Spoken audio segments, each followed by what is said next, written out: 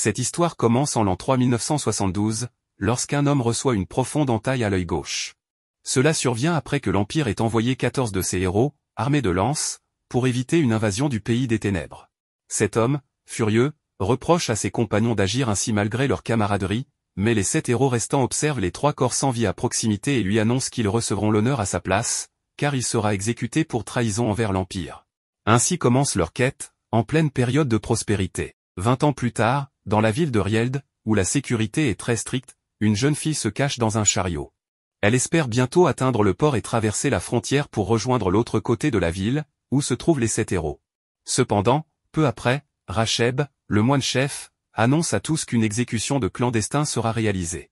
Il feint de ne pas apprécier cette tâche, bien que son regard révèle qu'il la savoure, justifiant ses actions par la nécessité de protéger la frontière. Il précise que les personnes souhaitant voyager doivent demander un laissez-passer au monastère.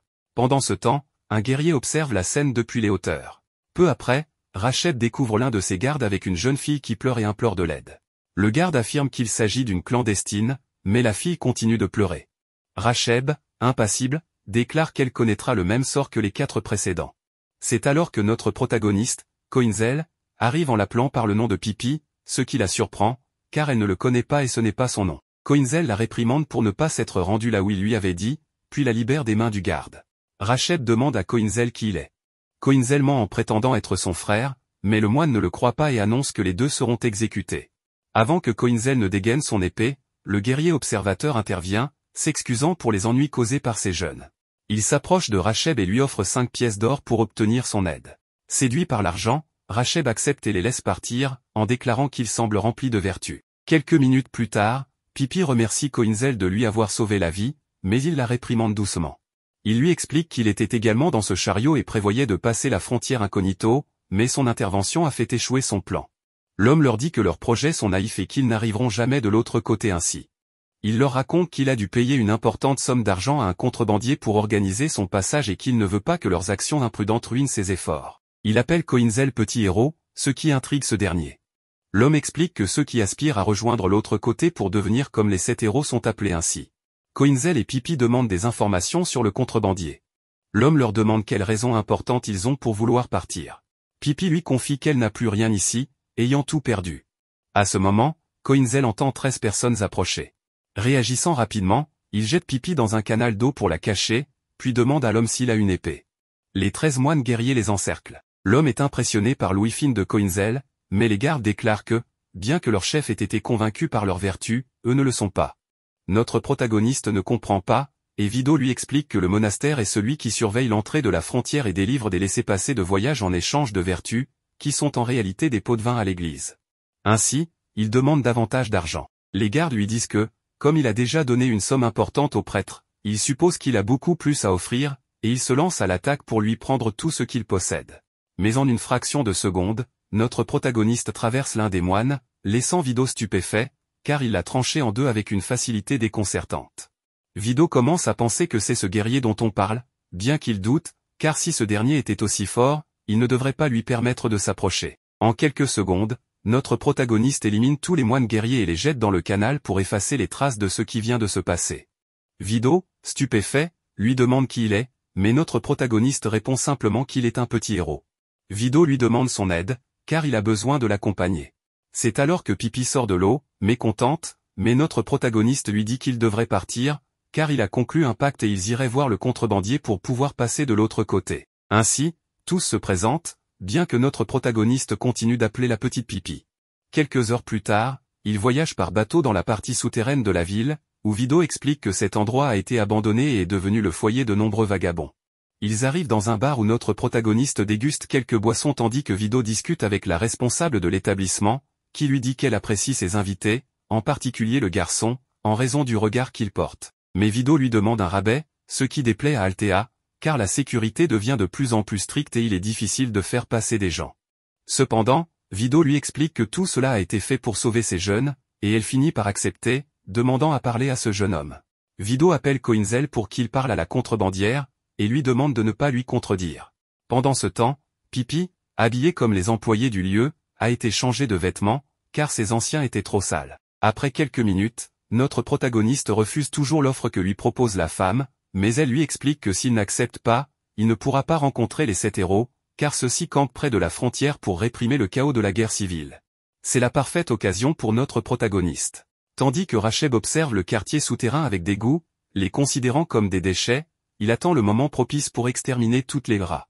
Quelques minutes plus tard, on vient informer Racheb que les moines guerriers sont là. Au bar, il dit que cet endroit est lié aux contrebandiers, mais Althea répond que ses affaires sont légales et qu'ils ne peuvent pas l'accuser de quoi que ce soit.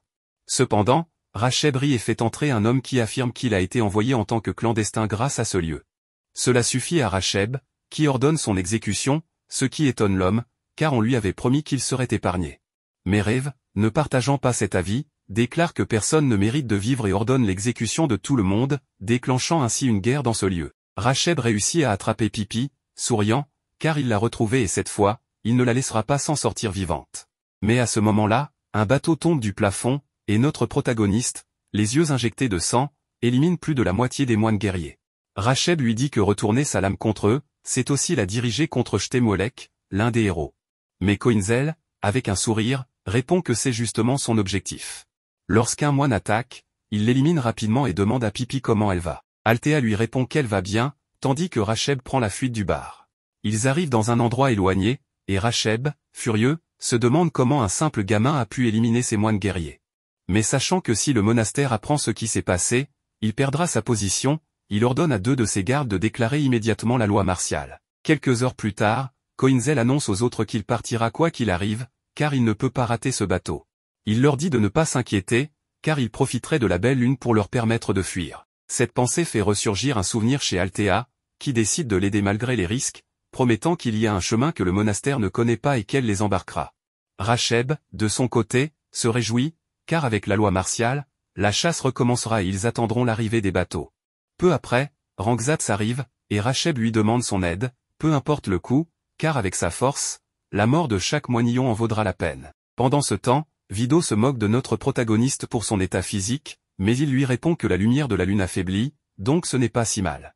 Althea explique qu'ils sont loin de la surface, car elle a trouvé cet endroit par accident il y a quelques années, et cela semble être la base d'expériences menées par des magiciens. Elle élimine alors un monstre mineur qui se jette vers elle, effrayant les autres. Notre protagoniste lui dit qu'elle est très habile avec l'épée, mais Althea les conduit à un couloir qui mène à un espace plus grand, qui les mènera jusqu'au bateau. Cependant, un monstre gigantesque apparaît soudainement, effrayant immédiatement Althea, car c'est le même monstre qu'il y a 3 ans. Notre protagoniste ne perd pas de temps et attaque immédiatement, excitant Althea, car avec lui, il pourrait peut-être le vaincre. Cependant, l'attaque de Koinzel ne fait pas grand-chose, le monstre le soumet et l'écrase contre le plafond, brisant une partie de celui-ci, laissant Koinzel complètement inconscient. Cela fait pleurer Althea, car il n'y a plus d'échappatoire, mais Vido remarque le bateau passer et demande combien de temps ils ont. Althea répond que ce n'est pas suffisant pour arriver, et que son plan a échoué. Juste à ce moment, Pipi se réveille, confuse et ne sachant pas où elle se trouve. En voyant le monstre, elle a peur et demande ce qu'il est advenu de Koinzel. Althea lui explique qu'il est mort et que tout le monde ici mourra aussi. Vido n'est pas d'accord, et avec son arme, il attaque le monstre, reprochant à Althea d'être trop faible. Il lui dit que si elle veut abandonner, elle peut le faire, mais lui, il ne le fera pas. Grâce à son disque, il parvient à faire tomber le monstre, mais il n'a pas le temps de le vaincre. Lorsqu'ils sont attaqués à nouveau, Vido prend Pipi et avec son disque, parvient à fissurer le monstre. Il est ravi, car l'attaque de Koinzel a affaibli la créature. Mais il est attiré par le monstre, qui le lance contre un mur. C'est alors qu'Althea intervient et empêche Pipi de tomber. Vido, gisant au sol, regrette de ne pas pouvoir faire plus, mais remarque une lumière là où se trouvait Koinzel. Alors que le monstre s'apprête à attaquer Althea, notre protagoniste apparaît au-dessus de sa tête, la remerciant d'avoir amélioré la ventilation. Il esquive une attaque et d'un seul coup, traverse complètement la tête du monstre, le fendant en deux et le tuant instantanément. Le monstre tombe au sol, mort. Notre protagoniste demande à Vido de se relever, car ils n'ont plus de temps à perdre. L'homme, un peu douloureux, se relève, et alors qu'il parle de la suite, notre protagoniste détecte quelque chose. Une explosion les projette à plusieurs mètres.